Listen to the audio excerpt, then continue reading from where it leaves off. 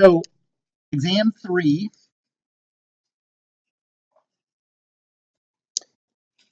is on Tuesday, the 30th.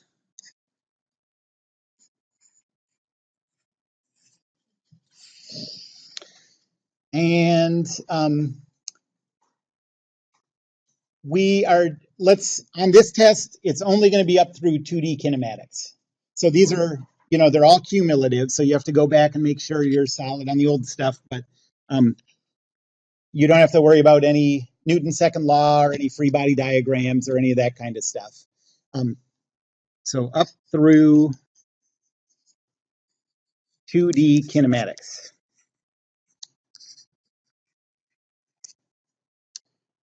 Okay, so in your notes where it says new topic, 2D kinetics, everything before that is going to be on the test. Everything after is just going to be on the next one. You don't have to worry about that for this one.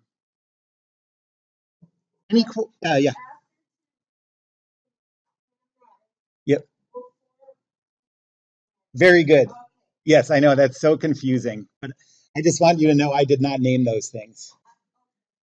Okay. Uh, any other questions about exam 3? Okay. Now exam 2, I want to do one problem for sure that a lot of people made mistakes on. And that is number 2.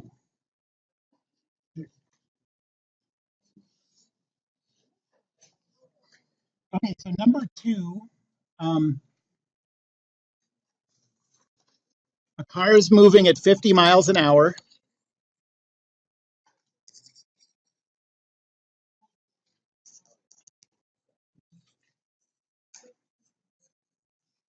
When it hits the brakes,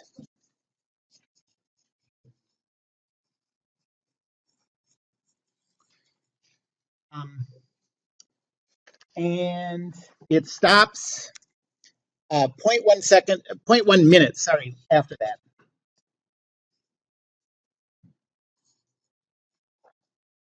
So 0.1 minutes later. And we want to calculate how far the car travels during that time.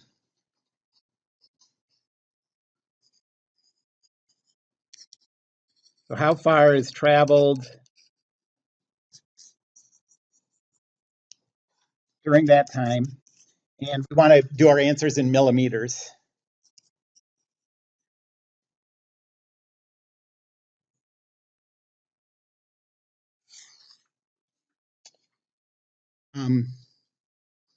This is 1D kinematics.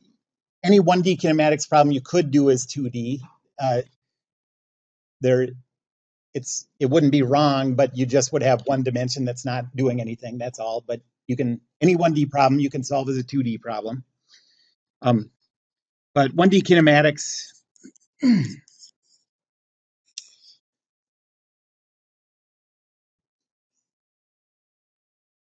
And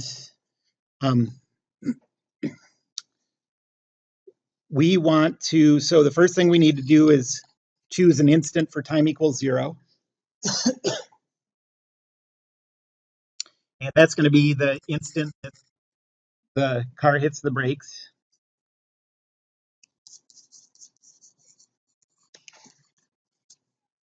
And then for time final, it has to be when it reaches rest.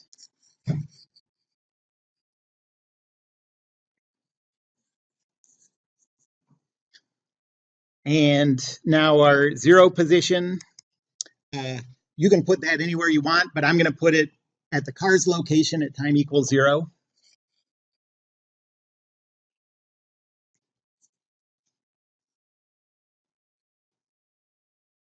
And then the positive direction can be either way, but I'm going to choose the direction of the car's motion.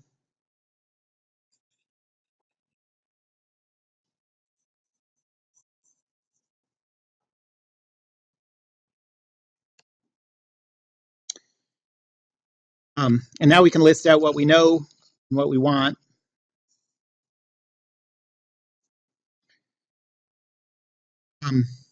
Time final, we know that's 0.1 minutes. And if we're going to do everything in SI units, then you have to convert that to seconds. A tenth of a minute is 6 seconds. So that's time final. We don't know the acceleration, but we're not asked for it. The initial position, because of where we chose the 0, that's 0. The final position is what we're trying to find. The initial velocity is 50 miles per hour, but you have to convert that to, you have to get all your units to match anyways. So if you convert that to SI units, that's 22.35 meters per second. And it's positive because our positive direction is the direction of motion. And V final, since it comes to rest at time final, this is 0. And so now we're looking for an equation that has P final in it and everything else in it is known.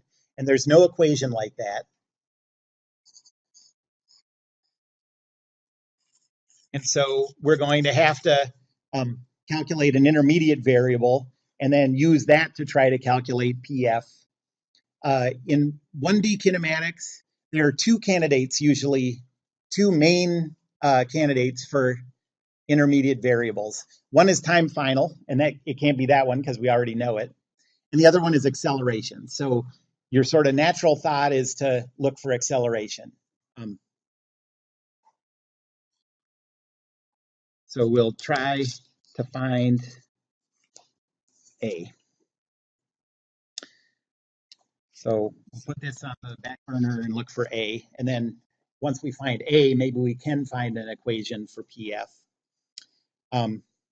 And the equation that works to find A is V final is equal to V initial plus A times time final. That says 0 is equal to 22.35 plus 6A. And if you solve for A, you get negative 3.725.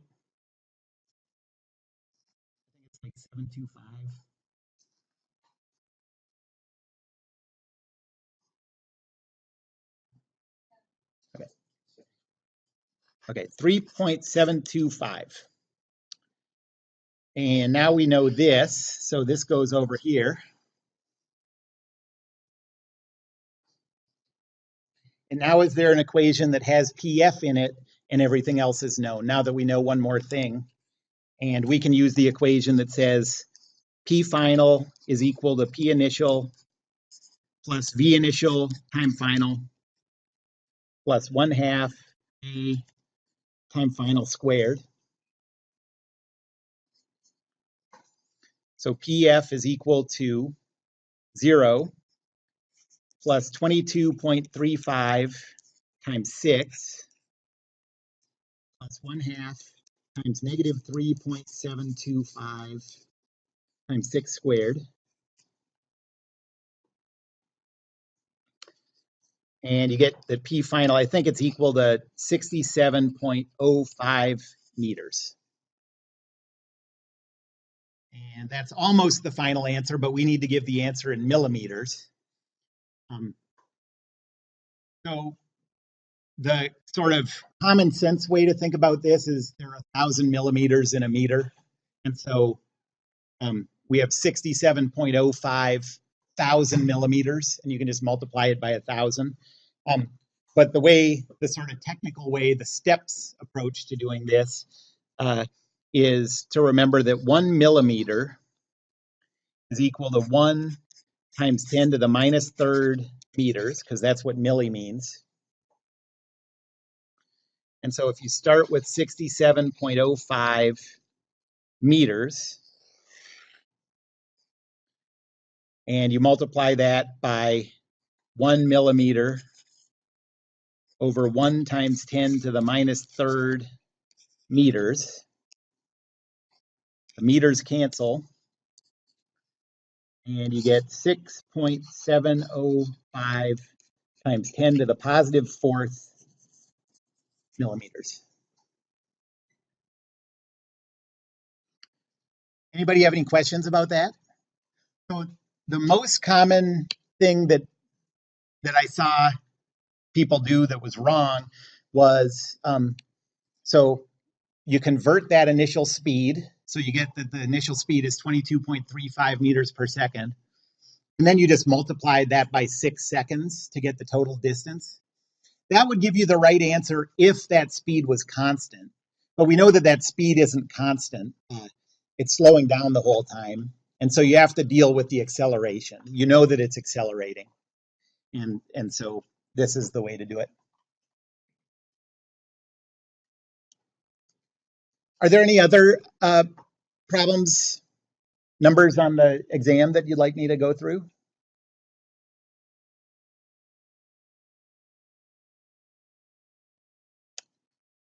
Okay.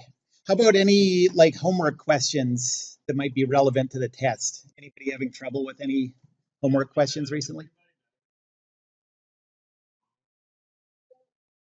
They don't match up. I need to fix that. I just added some new ones. So yeah, they don't match up yet. I'll do that this weekend.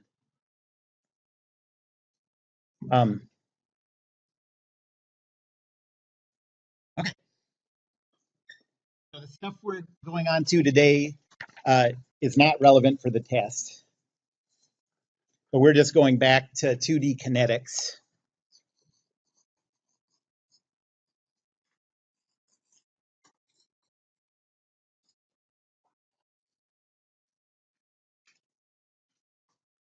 So this is not on exam 3.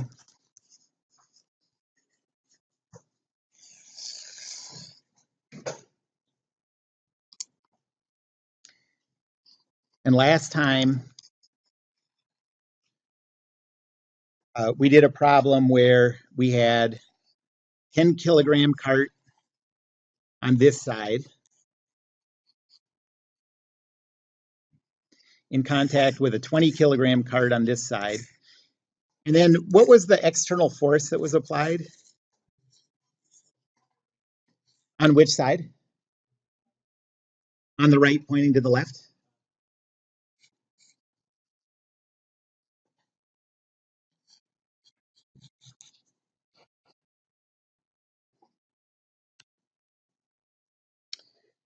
And we calculated that the acceleration, so first we isolated both carts together.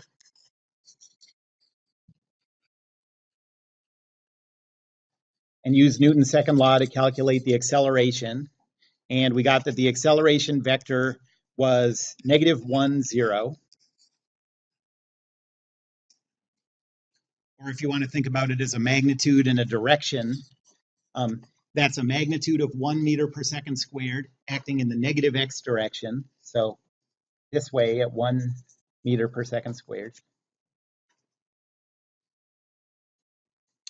And then we isolated the 10 kilogram box.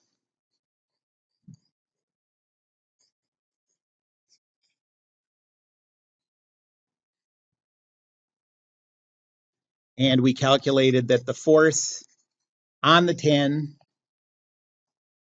by the 20 was equal to -10, 0 newtons. Or you can think of that as a magnitude of 10 newtons in the negative x direction. And then we isolated the 20 kilogram part, and we got that the force on the 20 by the 10 was equal to +10, 0. Or you could also think of that as a vector in this direction with a magnitude of 10 newtons. And B and C are an example of something that we're going to see every time.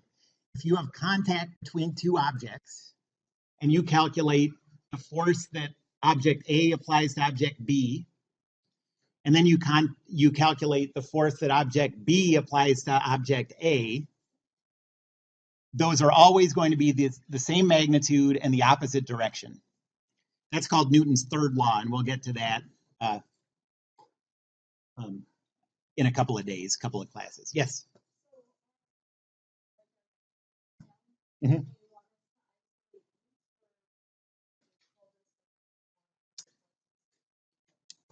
Yeah, you can do either one of those. Um, this is one of a few cases where um, often there are many ways to calculate it, and you sort of want to get to a point where you're confident that no matter which way you do it, you're going to get the same answer, and you can use one to check your other answer and that kind of thing. It's always nice to find the places where you can do things more than one way as sort of a check. Okay, so let's do one more example.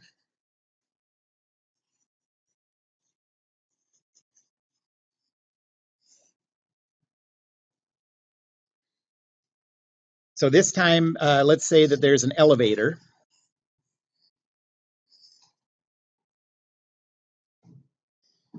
And let's say there's a 1 kilogram box on the floor of the elevator and a 2 kilogram box above it, sitting on top of it. And let's say that the elevator is accelerating down at 3 meters per second squared.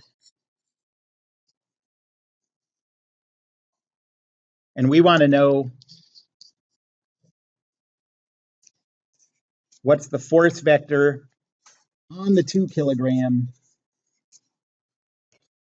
box by the 1 kilogram box.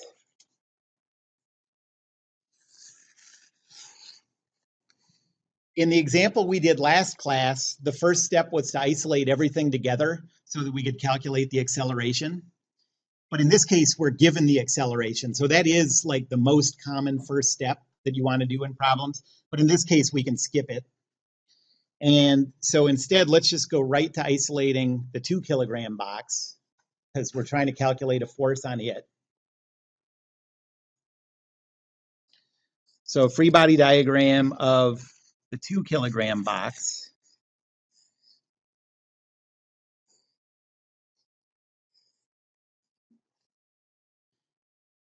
So we know that there's a weight force. And the magnitude of the weight force is the mass times 9.81. So 2 times 9.81 is 19.62.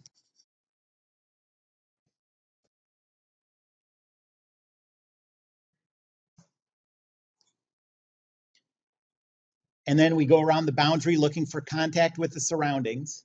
The only place the surroundings make contact is where the 1 kilogram box touches the bottom of the 2 kilogram box.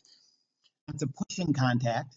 So it has to be perpendicular to the flat surface, and it has to be toward the chosen body, away from the contacting body. So this force has to be up. There's no other possibility. And I'll call that force capital N for normal force. But really, it's just a variable that we're going to use to calculate. And then Newton's second law says, so we have the weight force in the negative y direction. So that's 0, negative 19.62. And then we have N in the positive y direction. So that's 0, positive N. And that's equal to the mass of the chosen object, so 2 kilograms, times the acceleration. And we know the acceleration is in the negative y direction with a magnitude of 3. This is 0, negative 3.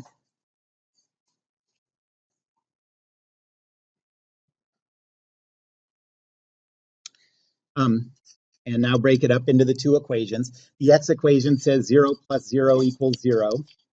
But you might have already known that. So we'll go on to the y equation.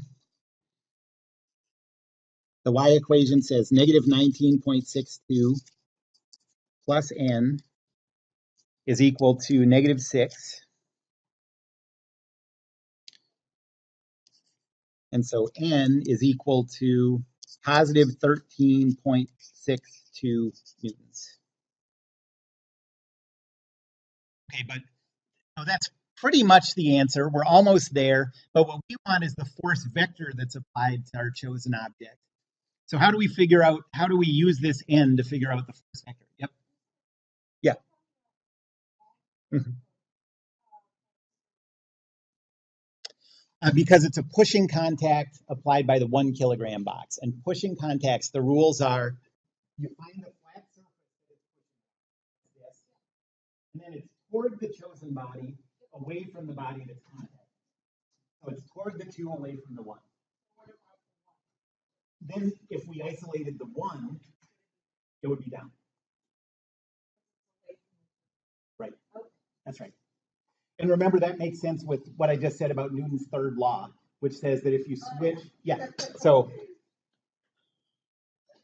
I mean, I didn't say that to be like, I just said that because a lot of times all these concepts, you can sort of think your way around them like, oh, yeah, that matches with this and that matches with this. And that's sort of the way to slowly get your head enmeshed with this stuff, which I know is very unlike anything else that, you've probably thought about, a way that you've thought about stuff up until now. Okay, so how do we get this? How do we use this normal force to figure out the force on the 2 by the 1? The answer is, if you look at Newton's second law, it breaks down all of these forces. This right here in Newton's second law, that is the force on the 2 by the 1.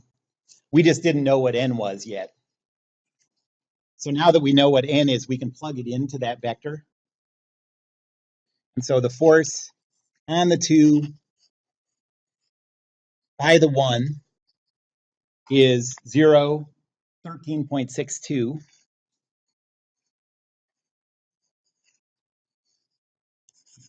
And the other way to think of that is it has a magnitude of 13.62 newtons, and it's in the positive y direction. So this way.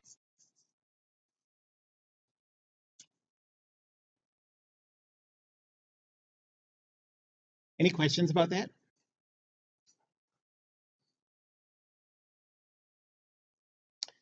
Okay, so here's where we are in talking about this stuff.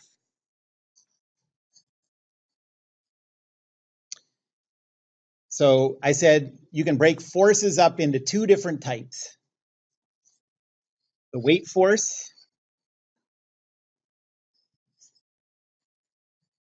and contact forces, where the surroundings touch the boundary of the chosen object. And these contact forces can be broken up into 3 different types. The first one is pushing forces.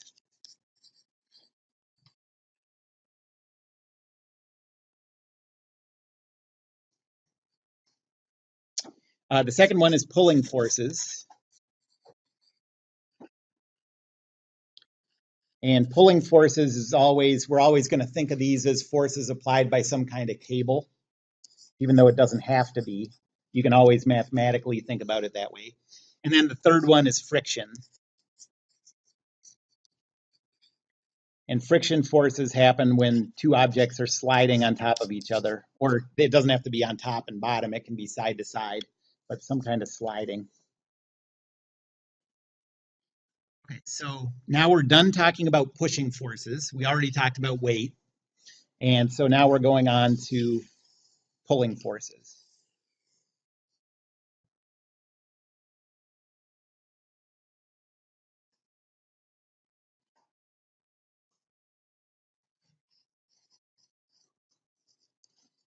Okay, so pulling forces.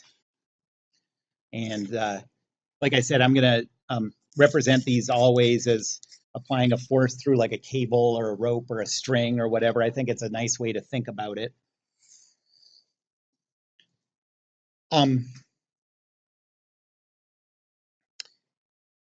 So a force is a pulling force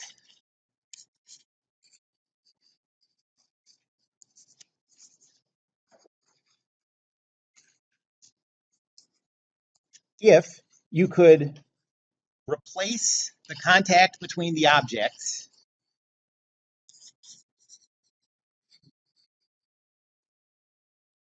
replace it with a short cable.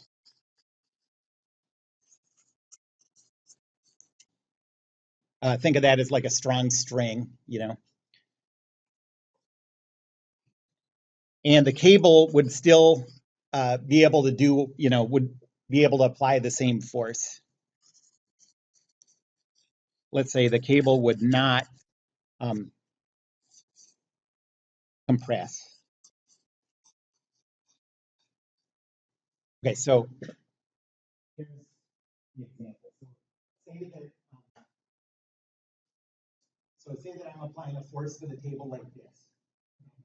Imagine that you made a couple millimeters of space between my hand and the table and put a little string in there. Would I be able to apply that downward force just entirely through the string? You know, no, I wouldn't be able to. It would just smush the string down, right? But now think about like the force that I have to apply to pull this chair up. Could I, you know, say glue a piece of string to this chair and then apply that upward force with the string? Yeah. So this is a pulling force that I'm applying to the chair. This is a pushing force. Yeah. So that's sort of intuitively the way I like to think about it. Yes. Well, springs you can still use springs to push down, so no. But you can use a spring to apply tension too. Just springs can do both of those two things.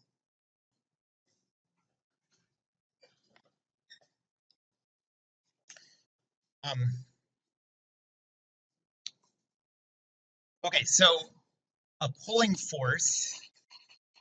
So remember, I gave you the rules for the direction of a pushing force.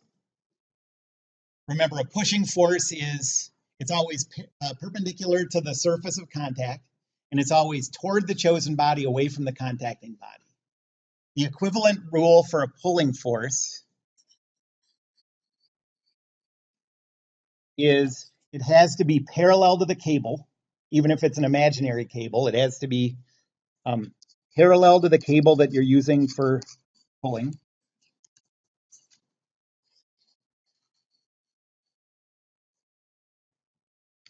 And this time it has to be away from the chosen body. Away from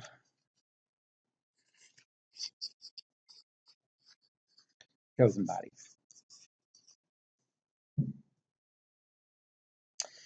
So notice that pushing force is toward the chosen body, a pulling force is away from the chosen body. That's the difference between those two.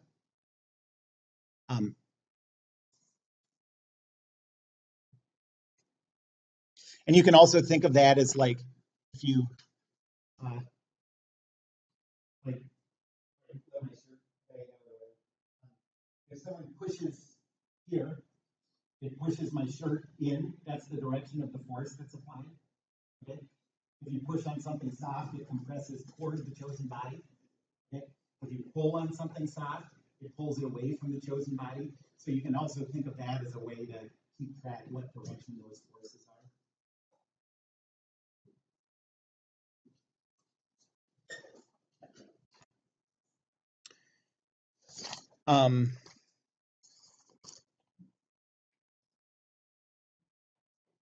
Okay. So let's do an example.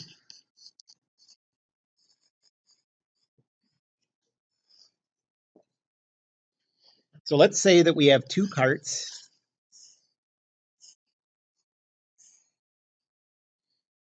Let's say this one is 5 kilograms and it's connected to one that's 30 kilograms.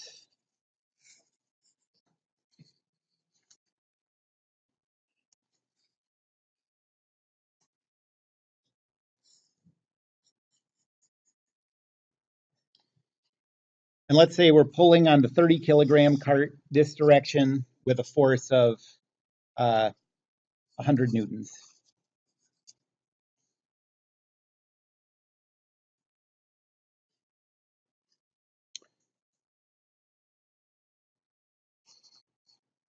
So let's first calculate the acceleration.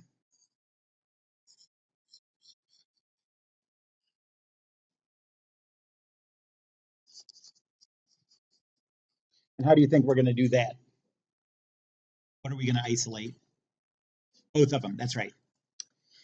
And then second, we're going to calculate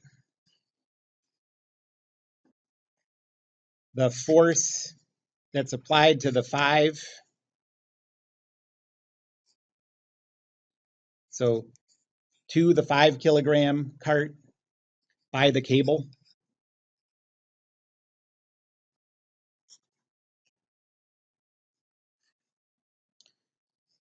And then third, what's the force applied to the 30 kilogram cart by the cable?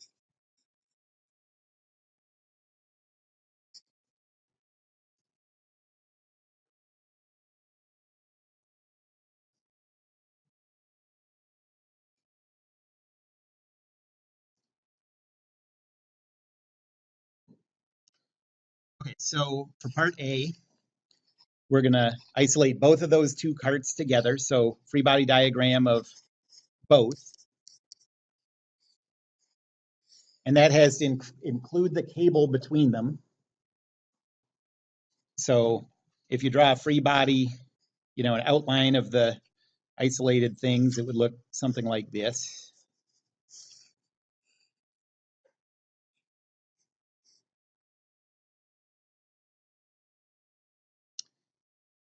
Okay, so what's the first force acting on this system? The weight, yep.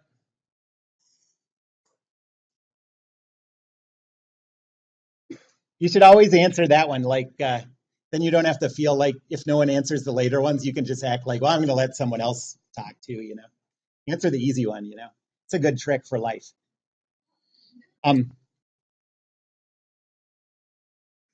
Okay, so the downward force, the mass is 35. So the total force is going to be 35 times 9.81. Can someone calculate that for me? I don't have that. 343.35, thanks. And then going around the boundary, there is an upward force from the ground to the wheels. And like I did last time, I'm going to lump those all together into a single one. So that's an upward force like that I'm going to call N for normal. And then when we get to the right side, there's a force this way of 100 newtons.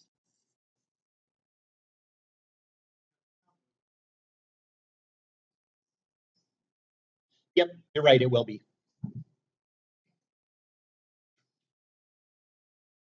So it's because it's not moving up or down, and also because there are no other vertical forces, So be careful like applying a rule like that, but yes, you're thinking about it right.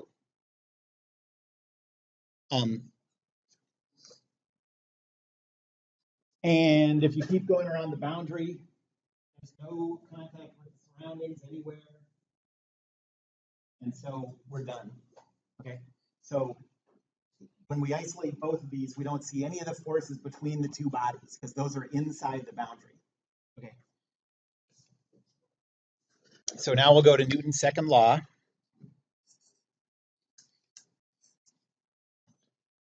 The normal force is in the positive y direction, so that's 0, n.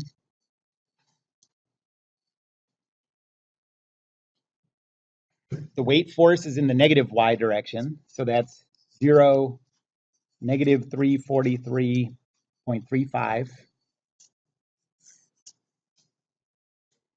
The 100 is in the positive x direction, so that's 100, 0. And now we're done with all the forces in the free body diagram, so we're done with the left side of Newton's second law. And that's equal to the mass of the system, the mass of the chosen object. What's that? Yep, 35 times the acceleration. And there's something that we have to recognize about the acceleration. We have to recognize that it's not going to jump or sink, so there's no y component. So we're going to write the acceleration vector as a0. And I think I mentioned this last time, but we don't have to know whether the acceleration is going to be in the positive x or negative x direction. In this case, it's pretty easy to figure it out, but we don't even have to think about it. The sign will work out on its own. Okay. Okay, so this here is what we're trying to calculate. This is the acceleration vector. And so we would be done if we knew what that value was for a, but we don't, so we have to calculate it.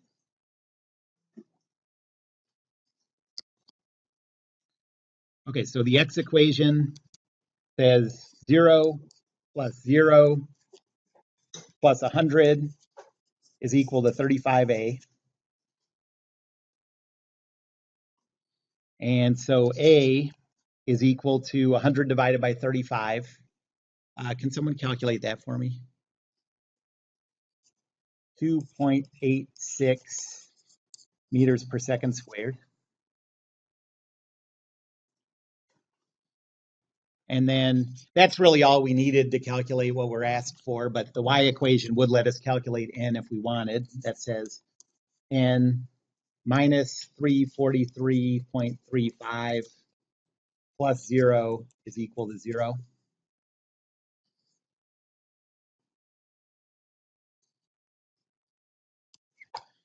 Okay, so the acceleration vector we can get by plugging this variable a into the acceleration vector. So this is 2.86 in the x direction, 0y. And that's meters per second squared. Or this is in the positive x direction. So you can also think of this as a vector that way with a magnitude of 2.86 meters per second squared.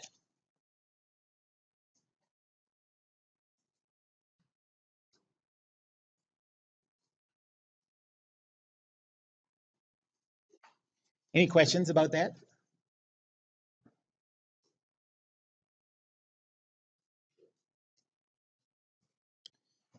Okay, so the second part is we want to isolate the 5 kilogram box, 5 kilogram cart, and calculate the force the cable applies to it.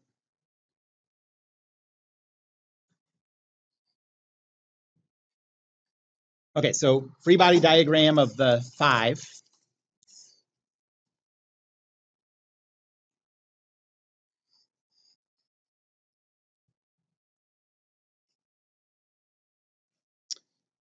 So we have a weight force acting down that's equal to 5 times 9.81, so 49.05 newtons. And then we have a pushing contact at the wheels. The ground's pushing up on the wheels. So that's an upward force, and I'll call that N5.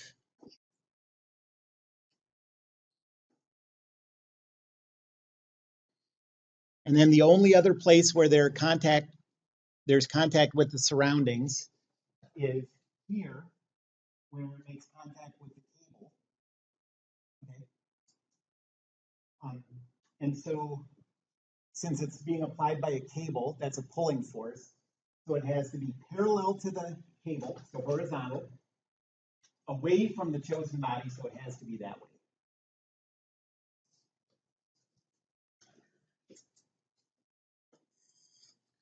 Any questions about the reasoning on that? We don't know what that is. That's what we're going to calculate. It's going to be less than 100. So this I'm just going to call, so again, I mean, we're just giving this a variable name so we can calculate the magnitude of this force vector. What people usually use for cable forces is a capital T for tension.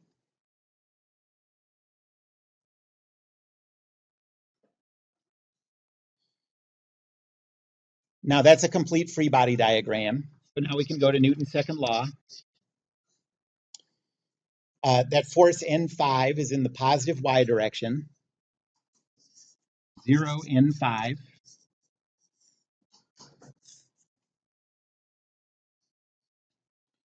plus 0, negative 49.05. And then the force from the cable is in the positive x direction, so plus T0 is equal to the mass of the chosen object, that's 5, times the acceleration of the chosen object, what's that? That's the one we calculated in part A, so that's, yep, 2.860.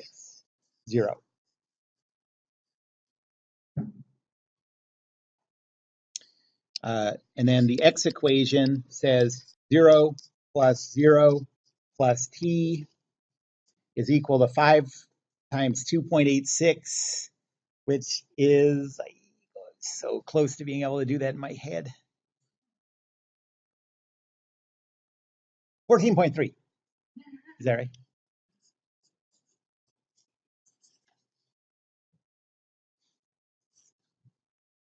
Okay. And then, we could use the y equation. I'm just going to leave it off if it's not giving us anything we're looking for.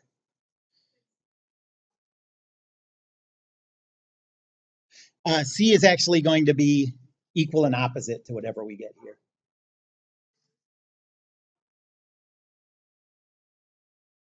Okay, we'll talk about that after we do it. That's a good question.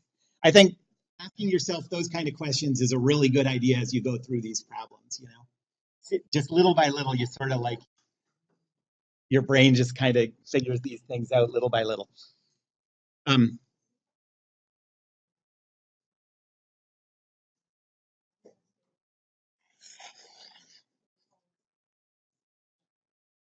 Okay, so the x equation says that t is equal to 14.30. We want the force vector applied to the cart by the cable. So this is what we want. We just needed to find t to be able to express it.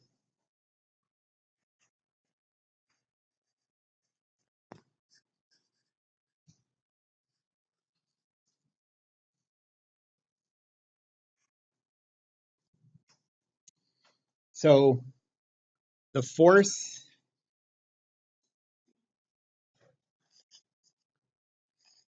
on the 5 by the cable is 14.30.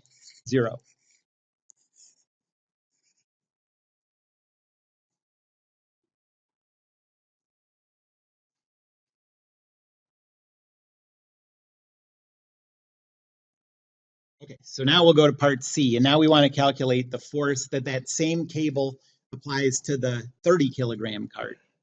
So we'll do a free body diagram of the 30.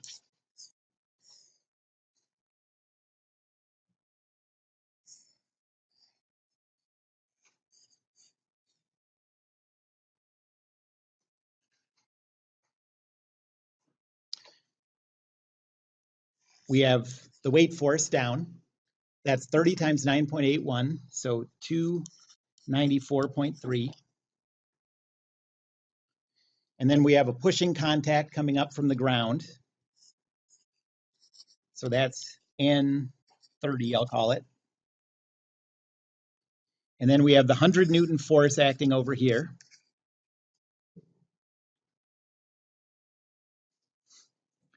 And then the only other place where there's contact with the surroundings are at the cable. And so that's parallel to the cable, away from the chosen body, so it has to be this way.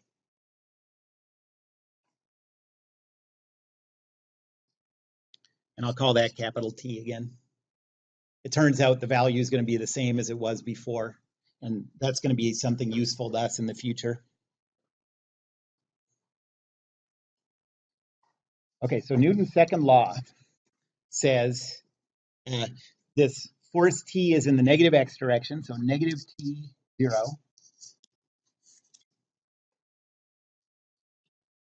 plus 100 0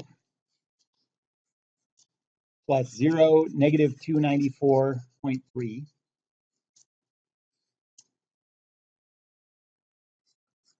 plus 0 N30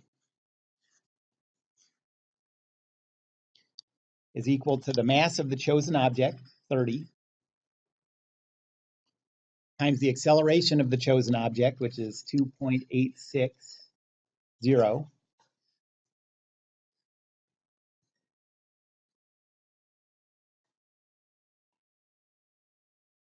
This is what we want. This is the force on the 30 by the cable.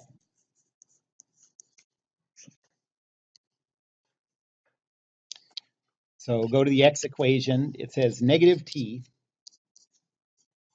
plus 100 plus 0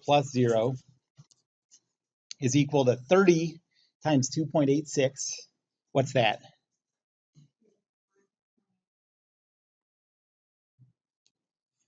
85.8 something? 80. And then 0.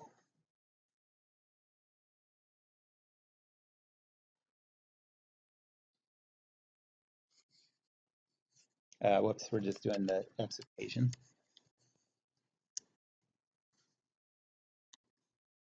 And so solve for T, and you get T is equal to 100 minus 85.8, which is 14.20. Why are those different? They shouldn't be. There's round off error somewhere. I guess it's round off error in the acceleration. That was the place where we rounded the number off. So this is Newton's. So this is only different from part C because of round off error. Yeah, this is part C. This is exactly the same as part C. Part B, because of round off error. Yes. I don't really care. I'm just trying to make this point that those, if you keep it a million digits, those come out the same, you know?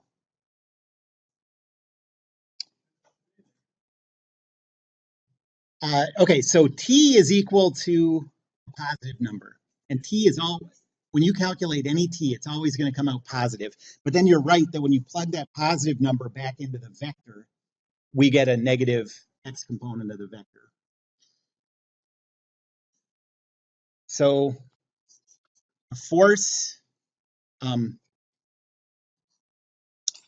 the 30 by the cable is, the T value should be positive, but now when we plug it back into the vector, then we have that negative sign. Is equal to negative 14.200. Or another way to think about that is it's 14.20 in the negative X direction. So this way, the magnitude of 14.20. Okay, so two things to notice.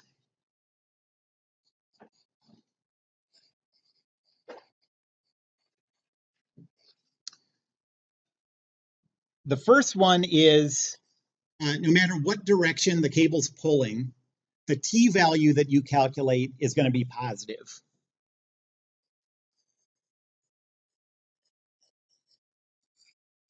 So no matter what the direction of the force is, the T value should be positive. If you get a negative T value, then something went wrong in your calculation.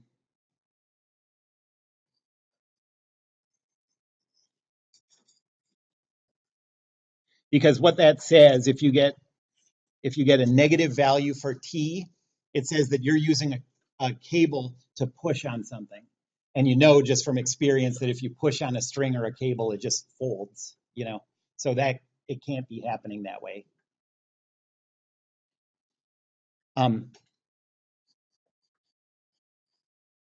this positive t value, it's just a number, that's not a vector,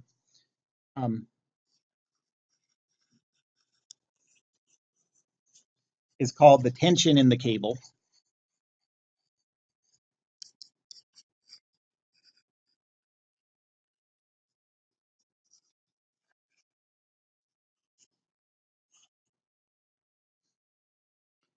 And then the second thing to keep in mind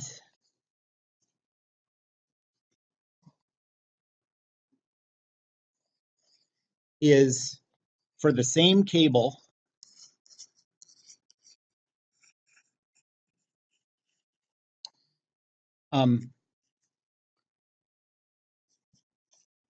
the tension is the same all the way along its length.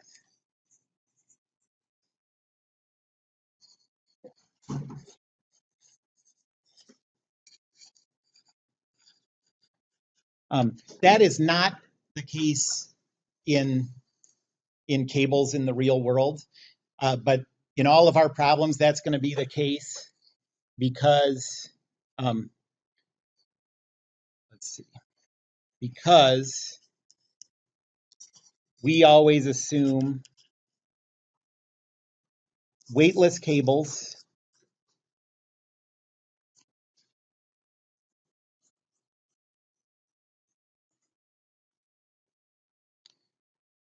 and massless, frictionless pulleys.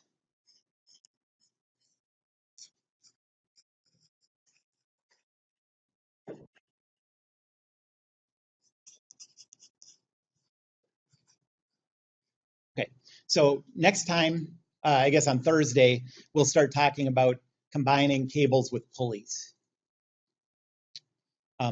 If the cable has mass, or there's friction anywhere, or then you will have different tensions along a rope or a string. But this is usually a pretty good approximation. Any questions?